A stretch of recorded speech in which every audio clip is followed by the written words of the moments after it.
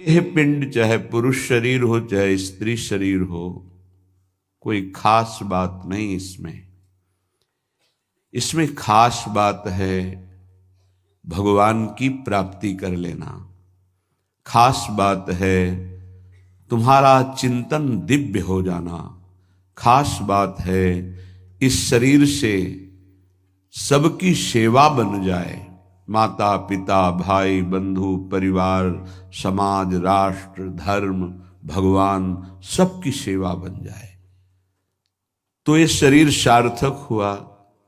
नहीं क्या मांस का पिंड है, रक्त संचरित नसनाड़ियां हड्डी त्वचा और इसमें जो डालो मलमूत्र बन गया। जितने द्वार हैं उनका सबको परिचय है ही है। कौन से सुख के लिए परस्पर शरीर में आकर्षण होता है?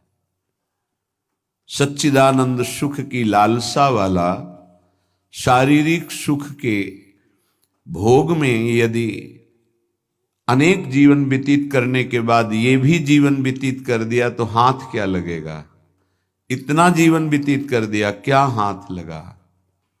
बहुत विवेक विचार की जरूरत है। धर्मयुक्त काम भगवान ने अपना स्वरूप बताया है सृष्टि संचालन के लिए। यदि विवाह पाणी ग्रहण संस्कार करके संतानोत्पत्ति के लिए विधान किया गया है तो वो धर्मयुक्त काम है। व्यभिचार वहां भी नहीं, धर्मयुक्त काम। अन्यथा धर्म विरुद्ध यदि काम का सेवन किया जाए तो घोर पापाचरण बनने लगता है और मलिनता पे मलिनता होती चली जाती है। स्त्री रूपा मेध्य पिंडे मुंह रमृत धिया। हमारी बुद्धि इतनी मलिन हो गई है कि मल मूत्र के द्वार को अमृत पान का स्वरूप समझते हैं। कितनी निकृष्ट बुद्धि है। इन शरीरों पे है क्या? ऊपर के द्वार देखो, आंख से कीचड़ निकले, नाक से कितनी खखार के थूको, वमन करके देखो। नीचे के द्वार तो दुर्गंध युक्त मलमूत्र के ही हैं। किन भोगों में तुम अमृत पान करना चाहते हो? स्त्री रूपा मेध्य पिंडे मुहुः रमृत धिया नित्य लोलुभ्यमानम। नित्य तुम लुभायमान हो रहे हो कि अगर ये शरीर भोगने को मिल जाए, ये शरीर मिल जाए तो हमारा जीवन धन्य हो जाए। नित्य लोलुभ्यमानम है क्या? थोड़ा विवेक से विचार करके देखो। धर्मयुक्त संतानोत्पत्ति के लिए भगवान ने आदेश किया है। मनमुखी चाल चल करके मनोरंजन करने के लिए ये नहीं बना हुआ है। फंसते चले जाओगे। अमृत की लालसा से मृत होते चले जाओगे। तुम्हारे विचार मृत, तुम्हारे आचरण मृत, तुम्हारा शरीर मृत, तुम्हारी चेष्टा मृत। क्योंकि मृत लोक में हो, इसका नाम मृत्यु लोक है और खोज रहे हो अमृत। चक्षुर्न क्षुद्र जीवैरपि विहितो। ये नेत्र मिथ्या रूप में लुभायमान हो रहे हैं। चमड़ी ऊपर से गोरी पीली जैसी भी, उसी में हम आसक्त हो रहे हैं। इतने आसक्त हो रहे हैं। परसों एक नवयुवक भाई प्रश्न एकांतिक में कह रहे, जिया नहीं जा रहा, हमको हमारी मित्र ने धोखा दे दिया और हालत भी ऐसी थी कि करुणा लग रही थी कि कृपा करें प्रभु और इनकी बुद्धि को इस दलदल से निकालें। वो जीवन से हारा हुआ व्यक्ति बैठा हुआ है केवल एक बात में कि उसको उसके किसी मित्र ने, मतलब स्त्री शरीर ने उसको धोखा दे के दूसरे से ब्याह कर लिया। धोखा दे के मतलब मन की गति है, इसमें धोखा और सही का क्षेत्र नहीं है। ये तो विचरण करता रहता है, आज ये आज ये आज ये। इसका कोई बिरला इसकी इस गति को रोक दे, वही साधना परायण साधक कहा जाता है। पर ऐसा नहीं होता है। जहां तुमसे बढ़कर कोई मिला तो वहां दृष्टि उसकी जम जाएगी, तुम्हें छोड़ देगा। संसार का खेल यही है। तुम्हारा प्यार अगर सही ठिकाने पे पहुंच जाए तो सार्थक हो जाए। वो प्यार मूर्ति प्रेम के खिलौना दो खेलत हैं प्रेम खेल प्रियालाल, इनसे प्रेम हो जाए तो निहाल हो जाओगे। पर इनसे प्रेम करने के लिए कठिनता है। पहले सर्वत्र से राग हटावे तो इनसे प्रेम होता है, अन्यथा नहीं। सर्वत्र की ममता बटोर कर इनके चरणों में तब प्रेम होता है। बोले नेत्र दूषित हो गए बस यही देखते हुए। यही दुर्दशा है जीव की। सामने भगवान है चराचर जगत के हृदय में, उनको कोई नहीं देखना चाहता, और बाहरी केवल चमड़े को देख करके हम आकर्षित हो रहे हैं। ये चमड़ी ज्यादा दिन नहीं टिकेगी, जिसकी तुम देख रहे हो उसकी और तुम्हारी भी, ये नष्ट होने वाली है। इन्हीं को शासन में साधक रखता है। नेत्रेंद्री हम जहां चाहें वहीं जाएगी, अन्यथा नहीं जाएगी। अभ्यास कीजिए नाम जप के द्वारा। ऐसे थोड़ी कि बात कर रहे हो किसी संत से भगवत चर्चा और तुम्हारी दृष्टि जा रही बार बार, और इतनी हिम्मत तुम्हारी कि भगवत भाव के वातावरण में तुम्हारी अशुद्ध वृत्ति उधर देखने की कोशिश कर रही। क्या देख रहे हो? चुप हो, एकदम शांत। चक्षुर्न क्षुद्र जीवैरपि विहित मृषा मानना अत्यंत मग्नाहा। ये क्षुद्र जीव समझ नहीं पा रहे कि नेत्र किसके लिए मिले। ये नेत्र मिले भगवत साक्षात्कार के लिए। ये विचार करो 5 मिनट आंख बंद करके, अगर ऐसे ही तुम्हारी आंखें छीन ली जाएं तो सोचो कैसा तुम्हारा जीवन होगा। जिन आंखों से तुम गंदी बातें कर रहे हो, गंदी बातें देख रहे हो, यही आंखें भगवान छीन लेते तुम्हारी, तो क्या तुम्हारा जीवन होता। आज तुम्हें भगवान ने आंख दी है, तुम इससे धर्म का दर्शन करो, सब में भगवत दर्शन करो, श्री विग्रह के दर्शन करो, संत दर्शन करो, नेत्र पावन करो। नेत्रों को दूषित कर लिया और मिथ्या देह सम्मान को तुमने सुख मान लिया। 4 लोग नमस्कार किए तो तुम अपने को श्रेष्ठ समझ लिए। किंचन मात्र भी कोई श्रेष्ठ नहीं है। ये पंचभूत शरीर सबके उसी सामग्री से बने हुए हैं। अंदर जो जीव अंश है भगवान का बिल्कुल बराबर है। अब जो सम्मान और अपमान होता है गुण और अवगुण का होता है, और गुण और अवगुण दोनों मायाकृत है। सुनो तात मायाकृत गुण और दोष अनेक, ये दोनों मायाकृत है। तो तुम किसका सम्मान? माया का। किसका अपमान? माया का। तुम तो मान और अपमान दोनों से परे हो। अगर कोई तुम्हें प्रणाम कर रहा है तो तुमको उसकी श्रद्धा को प्रणाम करना है। तुम खास थोड़ी हो गए कि वो तुम्हें साष्टांग प्रणाम कर रहा है तो तुम महान हो गए। महान वो है जो साष्टांग प्रणाम कर रहा है, उसकी श्रद्धा प्रबल है। नहीं क्यों, कोई अंतर नहीं। जो इस देह में पंचभूत वही उस देह में पंचभूत, जो इसमें परमात्मा का अंश वो उसमें परमात्मा का अंश, उसकी श्रद्धा बड़ी है इसलिए वो आपकी तरफ प्रणाम कर रहा है। बोले बहुत बुरा हो गया। मिथ्या मृषा मानना अत्यंत मग्नाः। मैं झूठ मूठ अपने को बड़ा मानकर सम्मान प्राप्त करने की लालसा, सम्मान स्वीकार कर लिया तो हृदय अपवित्र हो गया। बड़ा मन है, फंसाता रहता है, वो मकड़ी की जाल की तरह। फंसने वाला नहीं जानता है। संत सदगुरुदेव शास्त्र इनकी सूत्रों को जब स्वीकार करे तो पता चलता मैं फंस रहा हूं या मुक्त हो रहा हूं। श्रीपाद कह रहे हैं कि देखो जनेन्द्री ने फंसा दिया काम भोग में, नेत्रेंद्री ने फंसा दिया रूप में। सच्ची अगर सावधान न रहे तो ऐसे ऐसे फंसाव हैं कि जीवन ही नष्ट हो जाता है, पूरा जीवन।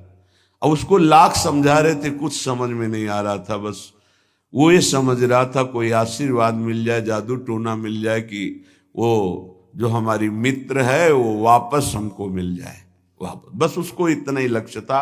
और हम ज्ञान विज्ञान वर्णन कर रहे थे, सुन बैठा था केवल, क्योंकि समझ में आता है ना आप हमारी बात पकड़ रहे हो कि नहीं पकड़ रहे।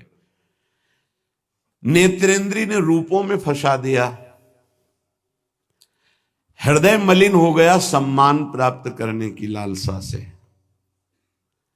और कह रहे जिभ्या मिष्टान्न निष्ठा विरमति न मनाग्वित सग्रंथनुचितम। जबान आ गई भोजन के स्वाद में, ये मिष्ठान्न है, ये चटपटा है, ये बड़ा स्वादिष्ट है। जिभ्या रसेंद्री यदि भोजन के स्वाद में मगन है तो राधा नाम सुधा रसम का स्वाद नहीं ले पाएगी। उचित आहार जो भगवत प्रसाद रूप है उसको डाल लेते हैं, उसके प्रति हम आसक्त नहीं होते, स्वाद दृष्टि नहीं रखते। पूर्व के संत भगवान के दर्शन होते थे, खप्पर रखते थे नारियल का, नारायण नारायण, दाल खीर रोटी जो भी मिला खप्पर में डाला मिलाया। स्वाद से मतलब नहीं, प्राण पोषण से मतलब है। और यहाँ धनिया की चटनी अलग, टमाटर की चटनी अलग, भरौआ मिर्च अलग, ये अलग ये अलग, तो फिर राधा नाम सुधा रसम भूल जाओ। ये 2 अंगुल की जबान है, बस इतने में सारा खेल है। यहां से नीचे उतरने पर कोई स्वाद नहीं है भाई, इतने में घुमाने का स्वाद है, और अच्छे अच्छे इसी में फंस जाते हैं। जिसकी रसेंद्री विजयी नहीं हुआ रसेंद्री से, वो हर इंद्री का विजयी होने पर भी विजयी नहीं माना जाता। रसेंद्री विजयी जनेन्द्री विजयी जरूर होगा, और रसेंद्री जनेन्द्री विजयी संपूर्ण इंद्रियों का विजेता माना जाता है। धैर्यवान उसे ही कहते हैं जो 2 इंद्रियों को काबू में कर ले, रसेंद्री और जनेन्द्री। रसेंद्री मिष्टान्न आदि भोग पकवान पाने के लिए लोलुप जीवन हो गया, पेट बढ़ करके छाती से 1 बीता ऊंचा हो गया है। उठने बैठने में दिक्कत होती है, पर पाने के समय और कितना अधिक पाया जा सके, ये स्वाद वो स्वाद वो स्वाद कितना पाओगे, मर जाओगे पाते पाते, फिर भी तृप्ति नहीं होगी। बहुत विचित्र वासना है, बहुत विचित्र वासना है। चित्त वित्त सग्रंथ अनुचितम, ये विचार ही छोड़ दिया कि उचित क्या है अनुचित क्या है, बस धन मिलना चाहिए, जैसे धन मिले। सच्ची बात, आज चरित्र भगवत धर्म मर्यादा इसका महत्व धीरे धीरे समाज से हटता जा रहा है, धन का महत्व होता जा रहा है। जैसे धन की प्राप्ति हो, चाहे चरित्र का नाश हो, चाहे धर्म का नाश हो, चाहे जीवन का ही क्यों ना नाश हो जाए, क्या दुर्दशा है। बोले मनाग वित्त सग्र अनुचितम, अनुचित रूप से धन कभी सुखी नहीं हो सकता जो अनुचित रूप से धन प्राप्त करता है। हा वृंदारण्य कान्या भवति मम गतिश्चेदहम त्वत्स्थितोपि, मेरी क्या गति होगी जब मेरी इंद्रियां और मेरा मन ऐसा है।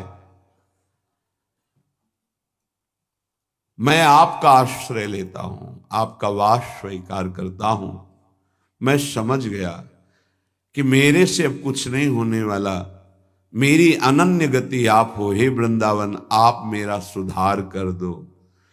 अब मैं कहीं किसी की ओर नहीं देख सकता, सिर्फ आपका आश्रय लिए हूं। भाव ये है कि हम सब तरह से हीन हैं, हर इंद्रियां हम पर विजय प्राप्त किए हुए है। उल्टा इंद्रियों पर हमें विजय प्राप्त करना चाहिए, इंद्रियां हम पर विजयी हो गई हैं, अब हम कैसे मुक्त हो। तो बोले धाम का आश्रय ले लो, बड़ा महत्व है। धाम कृपा करके आपको सत्संग प्रदान करेगा। यदि आप सत्संग के अनुसार सुलझ के चल पावे तो क्या होता है, जन्म जन्मांतर से मलिन बुद्धि होती है और बहुत भागती है बुद्धि। जैसे जंगली नील गाय देखा हो, गर्दन उठाई भागती चली जा रही, ऐसे ये भागती बुद्धि। अगर इसको कोई रोक सकता है तो गांव में एक लंगड़ बांधा जाता था, लंगड़ समझते हैं, दो टांगों के बीच में एक मोटा सा लकड़ी का, अब वो भाग नहीं पाएगी ऐसे। गुरु कृपा, गुरु आदेश, गुरु शासन, ये बुद्धि के ऊपर लंगड़ का काम करता है। तुम्हें पता ही नहीं गुरु के हृदय में अनंत माताओं जैसा प्यार होता है। जैसे भगवान गाली देने वाले को भी परम पद देते हैं, उन्हीं के दास हैं वो। किसी का अमंगल संत के द्वारा, गुरुदेव के द्वारा नहीं। आपका विचार, आपकी सोच आपको अमंगल के रास्ते पे खड़ा करके और ऐसा धक्का देगी कि शायद है फिर बचा पाने की स्थिति न रह जाए। सगर के जो पुत्र 60,000 थे, भगवान कपिल देव जी का अपराध कर दिया, आश्रम को विध्वंस करने लगे। घोड़ा वहीं बंधा हुआ था, किसी ने बांध दिया था, उनको पता भी नहीं था। उनको लगा कि इन्होंने ही ऐसा किया होगा, हमारा विश्व विजेता घोड़ा इन्होंने पकड़ लिया। बड़ा उपद्रव किया। कपिल भगवान ने कोई शाप नहीं दिया, उनकी तपोशक्ति ने उनको नष्ट कर दिया, भस्म कर दिया। जिनके उद्धार के लिए उन्हीं के वंशजों में क्रमशः आराधनाएं हुई, फिर पर सिद्ध कर पाए भगीरथ जी, और भगवती गंगा को लाए और अपने पुरखों का उद्धार किया। जो थोड़ा भी अपनी बुद्धि को तुम भगवत मार्ग से विमुख करोगे, वो आपको फंसाने के सिवा और कोई मार्ग नहीं बता सकती। यहां समिटना है, अपने अस्तित्व को मिटा देना है, प्रभु के चरणों में पूर्ण आश्रित हो जाना है और जीवन मुक्त हो जाना है। ये रास्ता है। यदि हम भगवत मार्ग के पथिक होकर के थोड़ा भी अपने मन के अनुसार चलेंगे तो मार्ग बदल जाएगा। गुरु आज्ञा तज करें जे बान, यह अधर्म यह सब हानि, कान न रसिकन मेरा है। पर जैसे जंगली नील गाय होती है ना, उसको ऊपर कोई शासन बर्दाश्त नहीं। वो जब दलदल में फंसती है तब उसकी चाल रुकती है, अन्यथा नहीं। तो माया प्रपंच का दलदल जब ऐसी बुद्धि वालों को रोकता है, तब उनको याद आता है कि क्या मैं कहीं गलत मार्ग पर चल पड़ा क्या। पर जब तक फंसता नहीं तब तक उसे पता ले चल। माया ऐसी बचाव पक्ष से उसको ले जाती कि इतनी दूर पहले ले जाऊं कि ये लौट ही न सके, तब बात बनेगी। श्रीपाद कह रहे हैं कि सब इंद्रियों ने, मन ने हमको अपने अधीन कर लिया। अब तो हे वृंदावन आपका सहारा है। बनाया हुआ सिद्धांत है, रही मन देखी बड़न को, लघु न दीजिए डारी, जहां काम आवे सुई, कहा करे तरवारी। और सिद्धांत उन्हीं का बनाया हुआ है। अगर गुरु चरणों में लघुता आ गई तो विश्व ब्रह्मांड में महत्ता स्पर्श ही नहीं कर सकती तुम्हारा। ये हमारी बुद्धि, ये हमारा मन ऐसा सोचता है कि शॉर्टकट से चले धनी बन जाए, शॉर्टकट से चले परम पद मिल जाए, शॉर्टकट से चले बहुत उत्तम सम्माननीय बन जाए। है बहुत शॉर्टकट है। सर्वस्व त्याग और एकमात्र प्रभु का आश्रय। अभी जो चाहो बन जाओगे, पर सर्वस्व त्याग। आज तक जितने भी महापुरुष हुए हैं सर्वस्व त्याग से। सर्वस्व त्याग का स्वरूप किसी के नामे कर देना सब प्रॉपर्टी नहीं, अपना अस्तित्व मिटा देना। अम्बरीश जी चक्रवर्ती सम्राट हैं पर अपना अस्तित्व नहीं है, तो क्या हुआ? सुदर्शन चक्र उनकी रक्षा में है और भगवान दुर्वासा जी को द्विज कहते हैं और अम्बरीश जी को भक्त कहते हैं। अहम भक्त पराधीनो अस्वतंत्र इव द्विज। तो मैंने वृंदावन का आश्रय लिया, अब वृंदावन संभालेगा। तो वृंदावन किस रूप में संभालता है? संत रसिक सदगुरुदेव के रूप में संभालता है। यदि हम ना उनकी आज्ञा का पालन करें, अवहेलना करें, तो बड़े कृपालु हृदय के होते हैं जो संत हैं। संत सरल चित जगत हित जानि स्वभाव स्नेह। तुम क्या जान पाओगे कि हृदय में तुम्हारे ही प्रति कितना दुलार है। सांप को चाहे जितनी प्रार्थना करो, आरती उतारो, दंडवत प्रणाम कर लो, कह दो सीधे चलो तो कभी नहीं चलेगा वो, उसकी चाल ही टेढ़ी होती सांप की तरह। ऐसे जो कुटिल बुद्धि के होते हैं, हाथ जोड़ो, पैर छुओ, दुलार करो, गले लगाओ, जीवन दे दो, लेकिन वो सांप की तरह ही कुटिल बुद्धि से चलेंगे। उनका जो विषैला स्वभाव है वो उनकी आध्यात्मिक शक्ति का नाश करता है। उनको लगता है मैं बहुत बड़ा अध्यात्म कर रहा हूं। अध्यात्म कहां से होता है? गुरु आज्ञा से होता है। अध्यात्म कहां से होता है? गुरु मंत्र के निरंतर सुमिरन से होता है। अध्यात्म जिसके अंदर है तो त्रिभुवन का संपूर्ण वैभव उसको मृत तुल्य लगता है। मृत तुल्य, न पारमेष्ठ्यम न महेंद्र दिष्ण्यम। आपको लगेगा भरण पोषण कैसे होगा? तो भगवान, उनके वचन यही भक्त का आश्रय होते हैं। भगवान ने कहा अनन्यश्चिंत्यन्तो माम, तुम्हारी एक ही जिम्मेवारी है, तुम केवल मेरा अनन्य चिंतन करो। और जो अनन्य चिंतन करता है, ये जनाः पर्युपासते, जो ऐसी उपासना करता है अनन्य चिंतन से, तो योगक्षेमम वहाम्यहम, मैं उसके योगक्षेम का वहन करता हूं। अप्राप्ति की प्राप्ति और प्राप्ति की रक्षा ये मैं करता हूं। शुद्ध परमार्थ को जान लो, जीवन मुक्त हो जाओ, फंसने में देर नहीं लगती। ये मन कभी भी कहीं भी कैसे भी आचरणों में फंसा सकता है।